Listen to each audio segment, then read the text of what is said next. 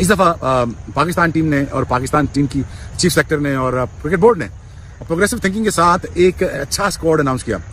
हमने एक स्क्वाड बनाया है अभी जो यूएई में ट्राई सीरीज़ हो रही है और एशिया कप, तो उसमें हमने 17 प्लेयर्स का स्क्वाड बनाया है। अपनी अपनी खबर है। अब ये कहा जा रहा है कि जी India is very happy because Babar and Rizwan are not included in Asia Cup squad. अब मुझे एक बात बताओ, इंडिया क्या उनको दुख हो रहा है? इंडिया को दुख हो रहा है कि बाबर और रिजवान को तुमने क्यों निकाल के भैंस की टांग? ये तो हमारी फ्री की विकेट हुआ करती थी।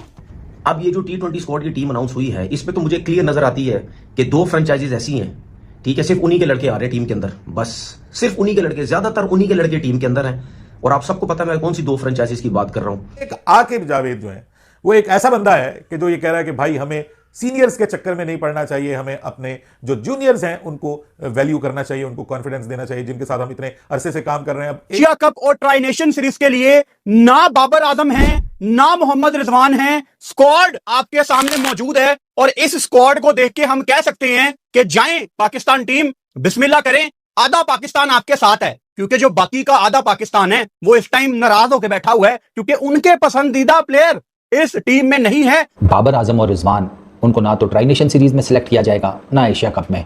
तो बाबर भाई के और रिजवान भाई के जितने भी फैंस हैं, खैर बाबर भाई का तो मैं खुद भी हूं, बट अब क्या करें, नहीं है सर, वो कंसिडरेशन में नहीं है। कोई सरप्राइज नहीं है, कोई चेंज नहीं है सिवाय एक नाम के, बाबर एंड रिजवान। कोई हेडलाइन नहीं है, लेकिन वो हेडलाइन क्योंकि नाम बड़ा है इस वजह से हेडलाइन बनेगी उसके ऊपर, लेकिन ये कोई सरप्राइज नहीं है कि बाबर रिजवान नहीं है। It was always on the cards.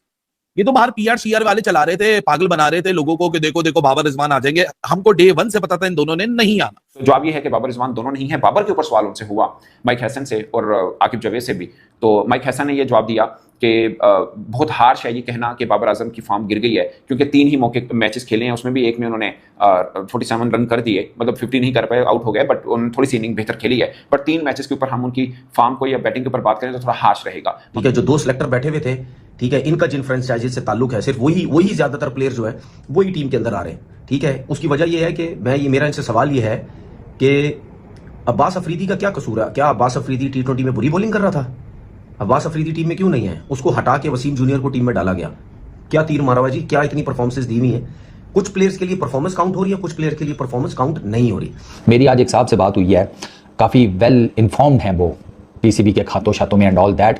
तो उन्होंने मुझे सिर्फ इतना कहा कि देखो यार, जब तक आ है ना वो इनको नहीं आने देगा। तो आई वाज लाइक फिर मेरे जहन में अचानक से आया ओ तो पहले ही इनके T20 के टीम में होने के खिलाफ था, तो अब तो पीसीबी में खाते चलते ही उनकी मर्जी से हैं।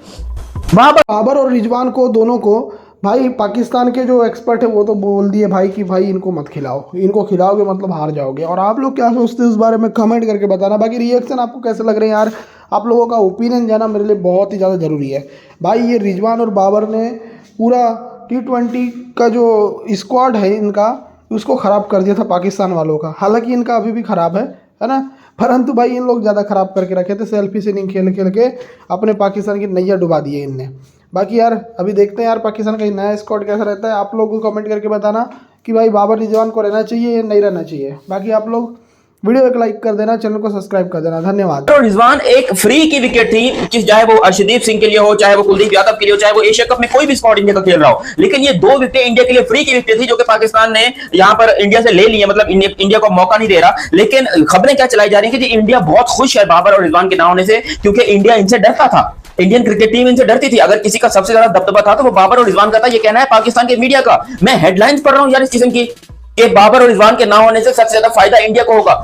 यार कैसे फायदा होगा? एशिया कप आया है तो मसला ये बन गया है कि बीच में जो सिलेक्शन कमेटी है उसमें जो लोग हैं सिलेक्शन कमेटी के, वो ये कह रहे हैं कि भाई एशिया कप में ये कुछ छोटा टूर्नामेंट नहीं है, बड़ा टूर्नामेंट है, इसमें इंडिया के साथ आपके मैचेस हैं। तो इंडिया के साथ जो मैचेस हैं उसमें यह जरूरी है कि आपके सीनियर प्लेयर्स टीम का हिस्सा हो। और क्योंकि बाबर और रिजवान इंडिया के खिलाफ इससे पहले खेल चुके हैं, एशिया कप में खेल चुके हैं, तो ये एक वजह ऐसी है कि जिसको लेकर के पाकिस्तान जो सिलेक्शन कमेटी है वो सोच में पड़ गई है। फखर जमान टीम में वापस आए हैं। डॉक्टर्स ने बोला था जब ये अनफिट हुए 3 से 4 हफ्ते ये टीम में 3 से 4 हफ्ते से ये उससे पहले फिट नहीं हो सकते, एशिया कप से पहले ये फिट नहीं हो सकते। मुझे नहीं समझ आ रही कि वो कैसे फिट हो रहे हैं, जबरदस्ती क्या फिट किया जा रहा है उनको कि आप किसी तरीके से स्क्वाड में आ जाएं। ठीक है, इनका भी ताल्लुक उसी फ्रेंचाइज से जो 2 फ्रेंचाइजीज की बात कर रहा हूं। क्या उनको इसीलिए जबरदस्ती फिट किया जा रहा है कि बोला ये जा रहा था कि जी अगर फखर जमान नहीं है तो बाबर आजम को टीम में लाया जाएगा? तो अगर उनको जबरदस्ती फिट किया जा रहा है तो इसका मतलब यह है कि बाबर आजम को प्री प्लान या जबरदस्ती तरीके से उसको बस T20 से बाहर करने की कोशिश हो रही है। मैं अप्रिशिएट करता हूं सलमान अली आगा को, आकिब जावेद को, माइक हेसन को, जिन्होंने ये मुश्किल डिसीजन लिए। सारी बातें साइड पे रख के अगर हम रियलिस्टिक बात करें, कभी भी आसान नहीं था इतने बड़े इवेंट में आप अपने एक सीनियर बैटर को ड्रॉप करते, जिसके बारे में डेफिनेटली ये बात हुई होगी कि यार बड़े मैच में अगर हम फंसे तो एक बंदा हमें चाहिए जो अपने ऊपर प्रेशर ले। फिर किसी ने उठ के कहा होगा कि आज तक तो प्रेशर लिया नहीं, तो आगे कहां पे प्रेशर लेगा? अच्छा चलो ठीक है, फिर ड्रॉप रहने दो। वसीम जूनियर की आपको वापसी नजर आ रही है, जो कि मैं जाती तौर पे समझता हूं एक बड़ी जबरदस्त डिसीजन है, क्योंकि वसीम जूनियर जरूरत है इस वक्त पाकिस्तान में। डेथ में बॉल रिवर्स भी हो, चाहे T20 की बात करें, ODI में बात करें, इस बंदे से बेहतर और कोई नहीं है आपके पास। सो इट वाज पॉइंटलेस कि आप इसको ट्राई कर लो, उसको ट्राई कर लो। इस बंदे के पास पेस भी है, आप पाकिस्तान क्रिकेट का अपना प्रोडक्ट है, आप इसको इंटरनेशनल एक्सपोजर देके इसके ऊपर टाइम इन्वेस्ट कर चुके हो। मगर ये बात सच है कि बाबर आजम को कुछ चीजें कही गई हैं कि उनको इंप्रूव करने, कुछ एरियाज पे इंप्रूवमेंट लेके आनी है, जिसमें स्ट्राइक रेट का जिक्र माइक हसन ने प्रेस कॉन्फ्रेंस के अंदर किया। फिर उन्होंने ये भी कहा कि हमें फॉर्म वाले क्रिकेटर चाहिए। आखिरी 6 मैचेस में साजिदा फरहान ने 3 में मैन ऑफ द मैच लिए हैं। सो साजिदा फरहान को आप इग्नोर नहीं कर सकते, इसलिए साजिदा फरहान तो टीम में होंगे। मगर बाबर आजम पाकिस्तान के अच्छे बल्लेबाज हैं, कुछ एरियाज हैं जिस पर बाबर आजम को इंप्रूव करना है, वो इंप्रूवमेंट हो जाती है। तो किसी को भी फॉर्मेट के ऊपर ब्लॉकेज नहीं किया जा सकता। ये माइक हसन की स्टेटमेंट है अबाउट बाबर आजम, बट सच ये है कि वो ये कहना चाह रहे हैं कि भैया कुछ और क्रिकेटर हैं जो बाबर आजम से बेहतर खेल रहे हैं T20। लेकिन अहम सवाल यह है कि क्या पाकिस्तान क्रिकेट टीम इन प्लेयर के साथ क्लिक कर सकेगी, क्योंकि पाकिस्तान के ये प्लेयर्स के ऊपर जो इसी तरह का प्रेशर भी है। सैम अयूब ने वेस्ट इंडीज के खिलाफ सीरीज में 2 फिफ्टियां की, वो अपनी फॉर्म थोड़ी सी बहाल करने में कामयाब रहे, लेकिन फिर वो वनडे सीरीज में फेल हो गए हैं, तो प्रेशर तो आता है। The problem lies in their strike rates. वो 135 से ऊपर नहीं है। रिजवान का 2023 में 139 है। तो ई साइड के यार they are not being considered. इनकी पहले ही ऊपर से ई साइड के ब्रेकडाउन कर लें इनका, और बात सही है उनकी कि अगर आप ब्रेकडाउन कर लें पर मैच देखें तो इन दोनों के भी रिसेंटली कोई परफॉर्मेंसेज नहीं है। ये मैं आपको एक चीज बता दूं, मैं आज भी कायम हूं अपनी बात पे और रहूंगा भी। इन दोनों की टीम में वापसी जरूर होगी, आज नहीं, कल नहीं, 2 महीने बाद नहीं, 6 महीने बाद। ये दोनों बाबर और रिजवान, ये दोनों पाकिस्तान टीम में वापस आएंगे, ये मेरी बात लिख लें। दूसरी चीज, एशिया कप के लिए भी ये टीम अनाउंस हुई। अब मैं एक चीज ये बोलता हूं कि हमारे लोग ये कहते हैं ना कि जी बाबर और रिजवान की T20 स्क्वाड में वापसी नहीं होनी चाहिए, तो नहीं होनी चाहिए, फिर जीतो एशिया कप, जीतो एशिया कप। बाबर आजम ने अब तक टोटल 15 मैचेस खेले हैं अगेंस्ट इंडिया। 15 मैचेस में बाबर की सिर्फ 250 है।